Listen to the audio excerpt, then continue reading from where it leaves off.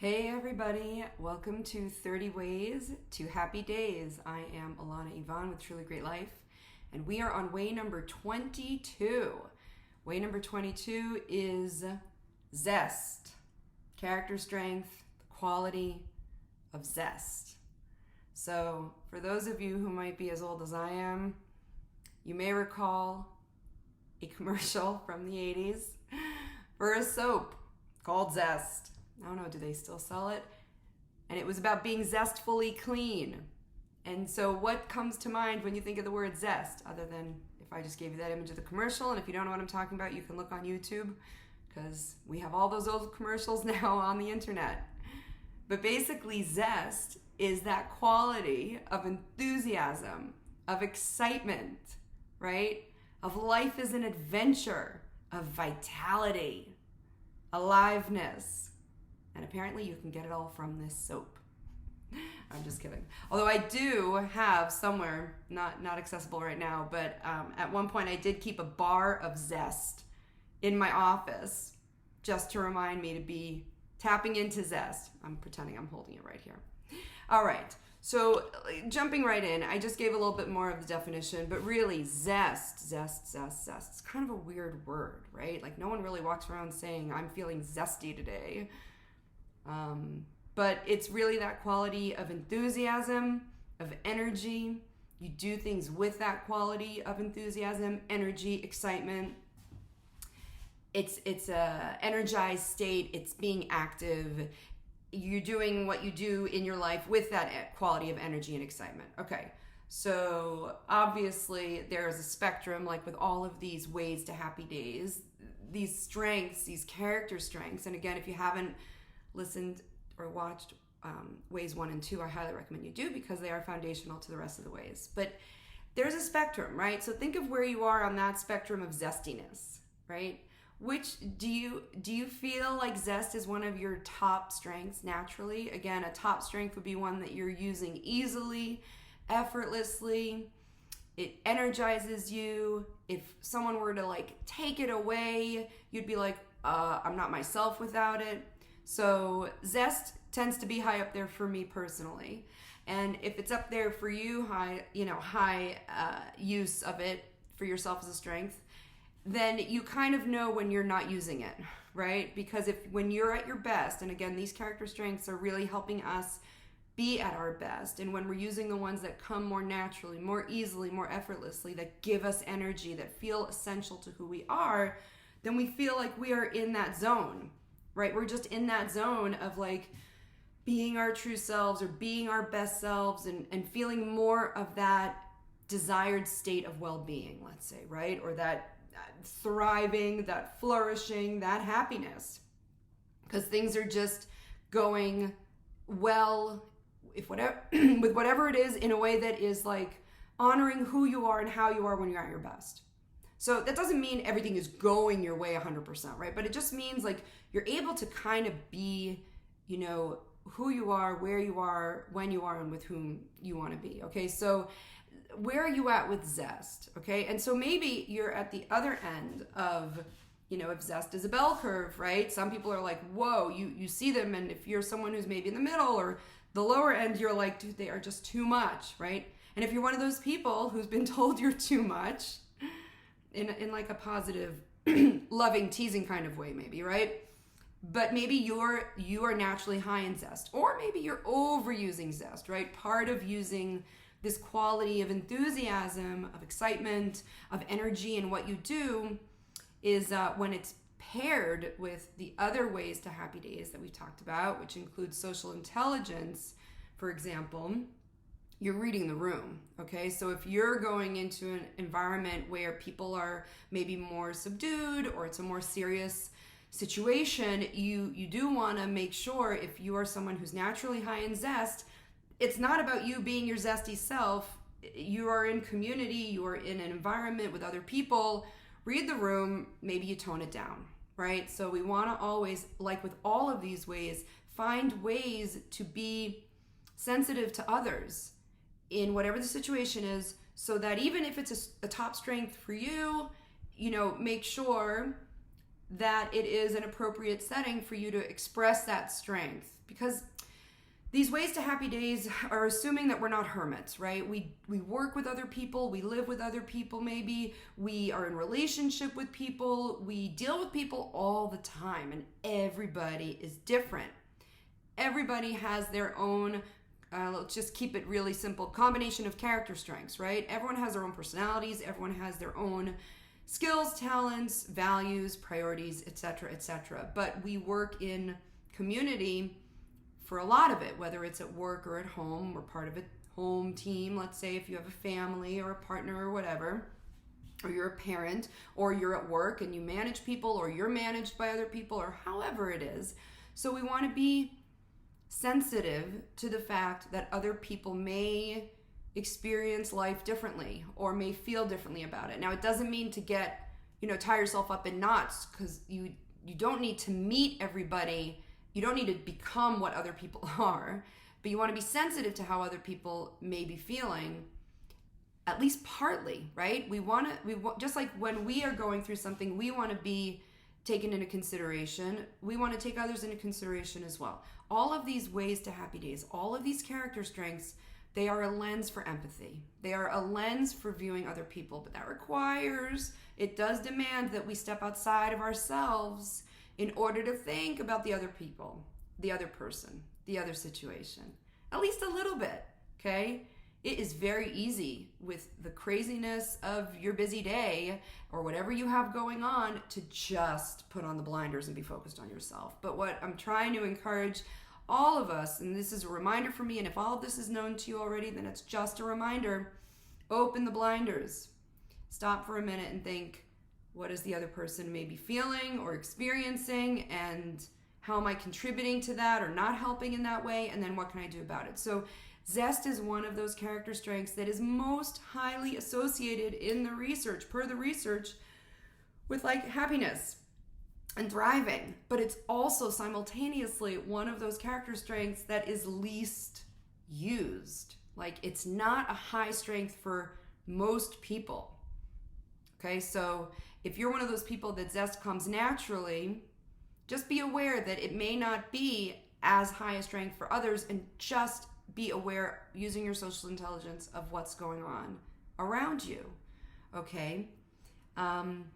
Because sometimes, as someone guilty of having a higher strength of Zest, like, you can get caught up in your own enthusiasm and like, you don't want to steamroll, right? I'll just give an example. With my family, I probably have the highest Zest out of my immediate family members, with my husband and my kids, except for maybe one kid who may have more than me. But it's like, it's something you got to balance, right? And it's something that I get caught up in the excitement about something. I can look at something from this philosophical perspective of adventure, and, everyone else is kind of like, Ma, tone it down, like, or not relating. So again, just within my own microcosm of my family, and think about what you are going through. Think about the situations you're in. If you are high in Zest, or even if you're not high in Zest, maybe you know somebody who, now that we're talking about this, you're like, oh, they probably have Zest really high. So again, using it in an appropriate way, sensitive to other people, just sharing that. So for you, if you don't relate to Zest, if like people who are super zesty annoy you or something like that, again, this is a muscle you do have. You do have it. It just may not be used at all, right? I mean, maybe you, and one thing to think about is like, go back to when you were a kid. Most kids, many kids, and if you need to go back to when they were a baby and didn't know any better, you can do that. But like babies, toddlers, many kids, I would say the majority of kids, which is why we love talking about childhood so much, or babies and the innocence, there's a zesty quality, I would say, to youngsters, right? There's this enthusiasm, everything is new, there's a delight. All you need to do is watch a video. What was it? There was like two toddlers on a big wide snow shovel going for a ride, all bundled up, and it was very gentle, and they were like just kind of gently pushed on the snow. I don't know how that came up on my feed, but it's adorable. And the joy on their faces, and their enthusiasm for life and looking at life as an adventure, like even in those little babies, you can see it. So maybe life has given you a couple hard knocks and you can't tap into that feeling of like delight, adventure, enthusiasm, excitement, just go back. When is the last time you felt that? Because I'm sure, I can almost guarantee that at some point in your life, even if it was decades ago when you were a baby, you had that kind of enthusiasm, right? And so if you need to go back to it and say, well, I know I have that muscle, then you are invited to start exercising it. So how the heck do we exercise Zest? Okay, if we know that Zest is one of those ways to happy days that the research shows, and just think of people right? People who are naturally enthusiastic or excited or, see things as an adventure. They have this enthusiasm about them. Like, how does that make you feel? And if it annoys you, then why? Right? Maybe it's overused, but is there something there that you wish you could be enthusiastic about something? Or, do you sometimes look and you're like, God, I wish I felt that excited about something, but I don't, right? So go back. We get to mine our life story to make it relevant. These things that I'm sharing, you want to try and make them relevant for you. I'm sharing some of my own stories just to maybe get the ball rolling on your end. But think about a time that you used any of these ways to happy days. But for this one, we're talking about Zest. When did you feel enthusiasm, right? Okay, but now so we know that Zest is, a great character strength to use. It's a great tool. Lana says I have it, research says I have it, but I don't know what the heck she's talking about. How do you move that? How do you make that happen? How do you get a little more on the zesty, I guess you can use, what is it, like lemon zest? A zester, right? That's interesting. Okay, who knows why we call it a lemon zester? Is there anything zesty about it? I don't know, maybe it brings to life the recipe a little more. Let me know if you know. I'm just coming up with that right now. Okay, but think of a tough day you're having right now. I am going to talk about how we can, bring more zest. But if you're going through a tough situation right now, if you're going through, right, a difficult day, whatever that is, how can you use, first of all, any of these ways we've talked about, but specifically Zest? How can you bring enthusiasm into it? And maybe enthusiasm is like the last thing. And maybe you need to go through like feeling whatever you're feeling on the more like sad side, negative side, grieving side, whatever that is, in order to get through. Because again, you can't go around, you got to go through. That's kind of how we go through the tough times. But how can Zest accompany you? And maybe it's as simple as knowing that having the idea of enthusiasm for something and being curious about that and wanting, if you value that and you want to have that kind of enthusiasm in your life, at least in part of your life, then hold on to that idea even if you don't see it, right? Hold on to that idea of like, there's an adventure here even though I'm in like, I got to hold on a little longer to see how I go up. I'm not sure how this story ends. I want to see it. I want to see it through, right? And so bringing that sense of adventure, and you can see how this ties into meaning, okay? This can be, which is one of the ingredients or one of the variables of the formula for, a truly great life, for a happy life. And that's all coming from positive psychology, PERMA. That was in ways 1 or 2. So definitely go back and listen to it. But when you have meaning, right, how can you bring zest into your sense of a meaningful life, of having your sense of purpose? Okay. When you have that sense of purpose and that sense of meaning, right, that you're here to do something, even if you're figuring it out, zest, that enthusiasm, that energy, that sense of adventure, that comes along for the ride because you're aligned with it, right? You're aligned with that meaning in a way that it's just natural. It's naturally also infectious. I mean, whatever it is that gives you that joy, that meaning, that purpose, I know those are different things, but people find meaning in different ways, right? So you can know somebody who finds meaning and purpose in something you do not relate to at all, but you see how it lightens them up, how it enlivens them. So it works for them. So yay. So when you're looking at other people, and when and you can look in movies, you can look on videos, you can think of people in your environment, in your community, in your work, in your family, pay attention to what livens them up. Pay attention to what gives them enthusiasm, what they're enthusiastic about, what they get excited about, what seems to bring them to life. and you will get a little hint into like what makes them tick. Because those things that resonate with us and bring us to life, those are like signposts to the things that will make us happy. Happy days. But it could also be connected to a purpose and a sense of meaning. Okay? So there's a loneliness crisis out there. There's like a meaning crisis out there. A lot of people not having a sense of purpose and meaning. Tie it back to what you are enthusiastic about, or if that's too much, what you're curious about. And we will talk about curiosity in a future recording, okay? Just a little sneak preview there. But what lights you up? And I'm going to give you a little hint. And you can take this however you want. But enthusiasm at root is from entheos. Entheos, okay? So what does that mean? Like with God, in God, okay? So you know, you might be rolling your eyes saying, Lana, I do not believe in God. Why are you bringing God up? But I'm just sharing the origin of the word. So whether or not you believe in a higher power, spirit, creator, whatever it is for you or not, universe, when you're enthusiastic, you are like aligned with how you're made, or you're aligned with what matters to you on a fundamental level, on an essential level. So what is that for you? And again, if you have to go back and then start tapping into it. So let me move on to how we can, access it, right? How do we access or bump up zest? Okay. So let me here. I just want to get to my notes. One of the things that helps the most is movement. Okay. I don't know if you can tell if you're watching the video, I am standing. I have a standing desk, and that is deliberate.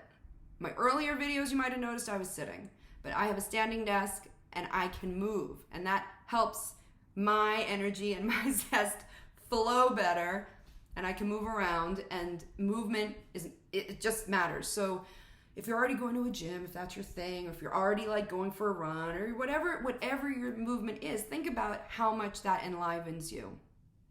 Okay? How much does that movement help you?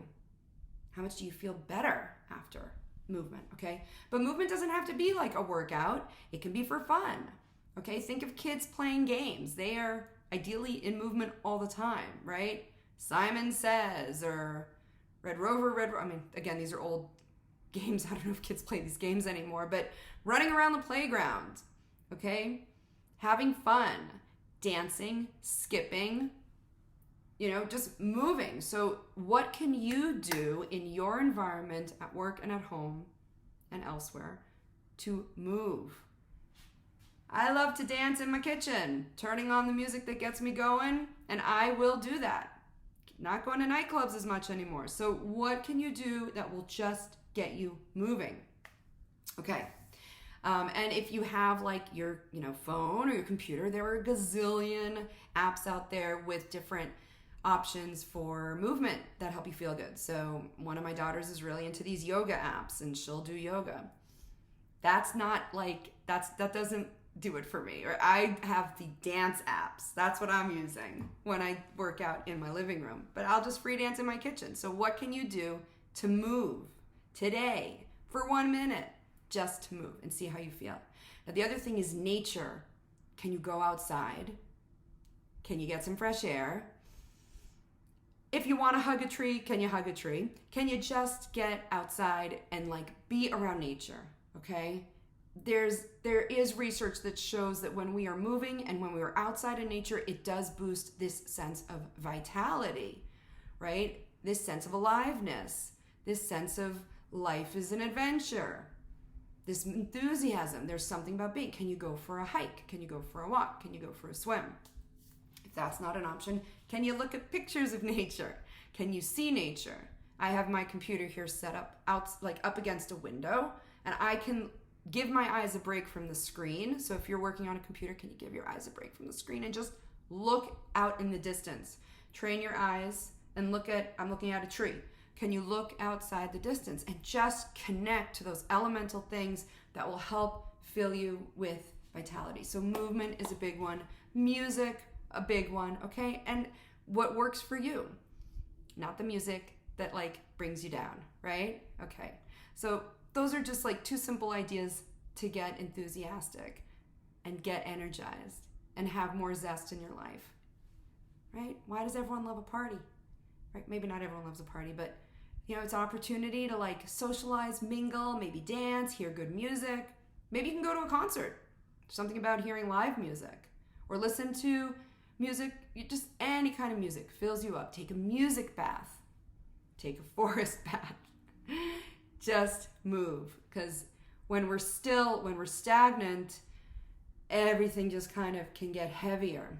So open it up and move and shift things around, and you will be tapping in and exercising that muscle of zest. I would also say you can pair this with the other way we've talked about, which is humor, okay? So if you are listening to something that's funny or watching something that's funny, think about that, how that also makes you, it gives you these feelings of like, even if it's momentary respite, like all is okay in the world. Like if you can laugh, there means there's no danger, unless it's a fearful laugh, right? But let's assume it's like a genuine laugh. Your body is signaling that there's no danger, right? There's no stress. You are laughing. It's a release. That's great. Okay, so there's Zest. And we want to encourage, if we have kids or work with kids, for them to be enthusiastic. We want to like honor that and recognize that. Sometimes in schools, we are not set up to really recognize or honor that zest in the classroom setting because, teachers need to teach. Some teachers are able to generate that enthusiasm and to bring it into the classroom, and others, it's not their style and they need a little more maybe of an environment that is not conducive to everyone being, enthusiastic. It's complicated, but if you are a teacher or a parent, how can you honor most kids' innate ability to be tapped into that zest, right? The younger they are, probably easier than the older they are, especially with teenage hormones. But where can they feel alive? What is it that lights them up? How can we acknowledge that? How can we bring it in if it's a subject that like some kids are not that into? How can we bring in these ideas of tying it maybe to the bigger picture so they see the meaning in it and making it like this adventure of learning, right? It might be a stretch, but just something to think about, right? Bringing it in.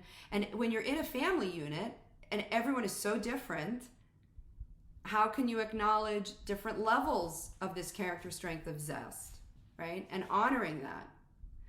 And not judging for those who have it too much, you're too much, or, who don't have it enough, according to the others, right? It's very interesting to look at it through the lens, looking at family dynamics and relationships through the lens of zest, right? Which is this energized enthusiasm for life. Life is an adventure, vitality, tackling things with this sense of, I would say, fun, right? I think zest is associated with this sense of fun.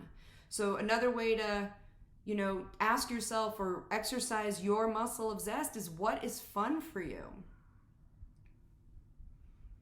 What is fun for you? What brings you like a lightness and a joy? The zest and the humor, that fun, that's all kind of connected. Can you see how that's connected? All right. And then I wanted to share just a few quotes, because quotes are awesome and they sometimes make things clearer in a way that, lines and lines and lines of text or speech do not. So here we go.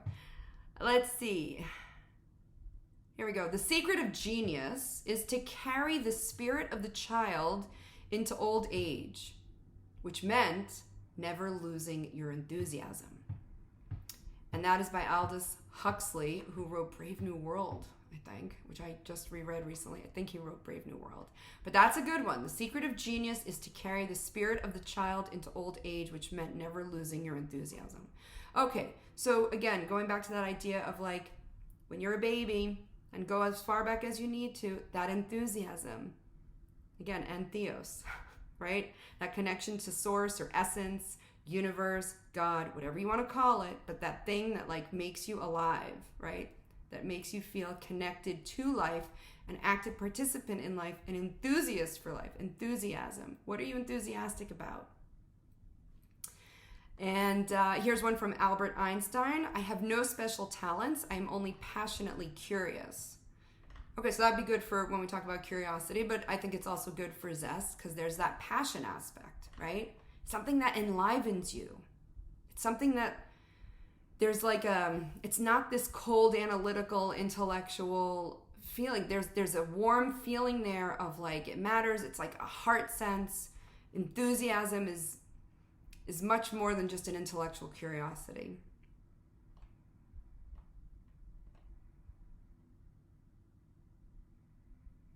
I have a lot of quotes here. I will share them, but one more. John Bon Jovi, Hello, It's My Life. Okay, no matter what you do with your life, be passionate. You see passion? Can we see passion here? Because no one really quotes Zest.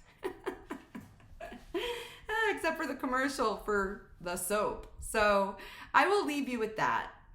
It is, there's a lot more here, but think about Zest. If you want to use, the synonym of enthusiasm, right? You can, obviously. There's a lot here. A vitality, aliveness, like what brings you to life, right? In a good way. And movement. Even going for a walk and thinking about that question will start exercising your zest muscle if you focus on like looking for the things that light you up. Okay? So I wish you an enthusiastic, zesty day. And I will see you next time. Thanks.